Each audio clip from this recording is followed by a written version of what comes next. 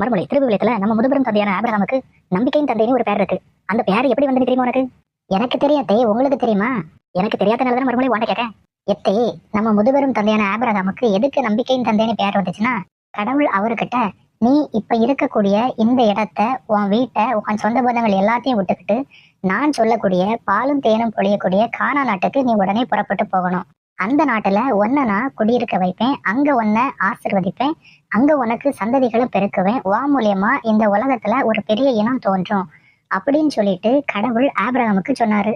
ஆனா ஆபிரகாமுக்கோ அந்த இடம் எங்க இருக்குன்னு தெரியாது, அந்த இடத்துக்கு எப்படி போகணும் அப்படின்னு தெரியாது, எதுவுமே தெரியாது. ஆனா அந்த இடத்துக்கு போகணும், அது மட்டும்தான் கடவுள்கிட்ட இருந்து வந்த ஆர்டர். இந்த காலத்துல நம்மள ஒரு இடத்துக்கு போகணும்னு யாராவது சொன்னா நம்ம எத்தனை கேள்வி கேட்கும். ஆனா அவர் எந்த கேள்வியும் கேட்காம அந்த இடத்துக்கு கடவுளை மட்டுமே நம்பி புறப்பட்டு போனாரு. அது மட்டும் இல்லாம கடவுள் அவருக்கு ஈசாக்குன்னு ஒரு மகனை கொடுத்து அந்த மகன் வழியாதான் உனக்கு சந்ததியை பெருக்குவேன் அப்படின்னு சொல்லியிருந்தாரு. ஆனாலும் அந்த மகனை பலியிடணும் அப்படின்னு முதல்ல கடவுள் கேட்டாரு. கடவுள் கேட்ட உடனே கடவுள் பேச்சுக்கு மறு வார்த்தை பேசாம ஆபிரகாம் தன்னுடைய ஒரே மகனை கடவுளுக்கு பலியிட புறப்பட்டு போனாரு.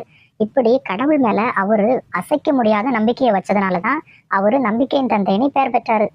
நாமளும் நம்ம முதுபெரும் தந்தையான ஆபிரகாமை போல கடவுளை மட்டுமே நம்பி வாழ்ந்தோம்னா ஆபிரகாமுக்கு கடவுள் வாக்களித்த அந்த ஆசீர்வாதத்தை நமக்கும் கடவுள் தருவாரு. என்ன மக்களே, என் மருமக சொன்னதை கேட்டீங்களா? என் மருமக சொன்ன மாதிரி நம்ம முதுபெரும் தந்தையான ஆபிரகாமை போல கடவுளை மட்டுமே நம்பி வாழ்ந்தோம்னா கடவுளோட ஆசீர்வாதத்தை நிறைவா பெற்று நலமோடும் நீண்ட ஆயுளோடும் எந்த குறையும் இல்லாம நம்மளால இந்த உலகத்துல வாழ முடியும். சரியா மக்களே?